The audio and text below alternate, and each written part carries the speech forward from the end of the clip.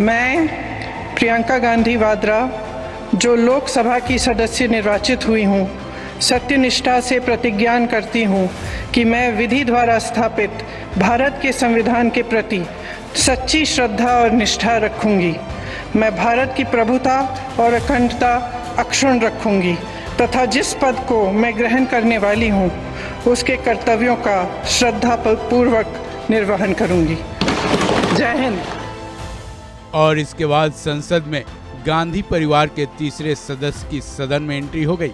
ये पहला मौका है कि गांधी फैमिली की एक साथ 3 सदस्य संसद में पहुंचे हैं। राहुल, सोनिया के बाद अब प्रियंका गांधी वाड्रा ने शपथ लेकर इस रिकॉर्ड को कायम कर दिया है। हालांकि ये तो हमेशा से ही होता आया है कि गांधी परिवार का कोई न कोई सदस्य संसद में मौजूद जरूर रहा है। अब वो भी सदन की ही एक सदस्य हैं। शपथ लेने के बाद प्रियंका गांधी की जिम्मेदारी जाहिर है बढ़ गई है। पहले वो केवल कांग्रेस के लिए काम करती थी, अब वो वायनाड की जनता के लिए और देश के लिए भी काम करेंगी।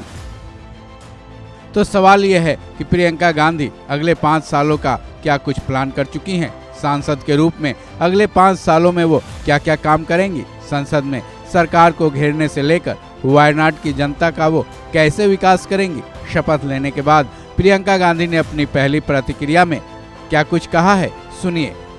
भैया जी, क्या कहेंगे आप? आज पहला दिन आपका संसद में, क्या क्या प्राथमिकता है? प्राथमिकता ये होगी कि देश के जो अहम मुद्दे हैं वो उठाएं और पार्टी के लिए लड़ूं, देश के लिए लड़ूं, यही रहेगा। प्रियंका जी, एक सत्ता पक्ष की तरफ से कहा जा रहा है कि अब प्रियंका गांधी भी आई, एक और एक 11 वाली बात कह रहे हैं कि अब तो जो है 2 लोग आ जाएंगे, तो अब क्या असर पड़ेगा संसद के अंदर, लोकसभा में खासतौर से राहुल गांधी के साथ आप भी रहेंगे? अब जब मजबूती मिलेगी राहुल जी को, कांग्रेस पार्टी को, और मेरे ख्याल से जो संविधान के जो असूल हैं उनको मजबूती मिलेगी, क्योंकि हम उसी के लिए लड़ रहे हैं। आज संविधान हाथ में लेके आपने शपथ लिया, क्या मैसेज देना चाहती हैं? वायनाड से आप चुन के आएंगे कि हमारे लिए संविधान से ऊपर कुछ नहीं है। हमारे लिए जो संविधान है, जिसके असूलों पर इस देश की नींव डली है, उसी के लिए हम लड़ रहे हैं और लड़ते रहेंगे। बीजेपी इंदिरा जी को याद किया आपने, इंदिरा जी को याद किया आपने। आज साड़ी भी आपकी जो है वो इंदिरा जी के साथ जो थी वैसी, आप इंदिरा जी को भी याद किया क्या आपने? मौजूद है प्रियंका जी संसद। शपथ लेने से पहले प्रियंका गांधी ने कांग्रेस अध्यक्ष मल्लिकार्जुन खड़गे से आशीर्वाद लिया। उसके बाद जब वो संसद परिसर पहुंची तब कांग्रेस नेताओं से घिरी थी। उनकी मां सोनिया गांधी भी उनके साथ रहीं। वहीं राहुल गांधी भी प्रियंका को संसद में अपने साथ लाए थे।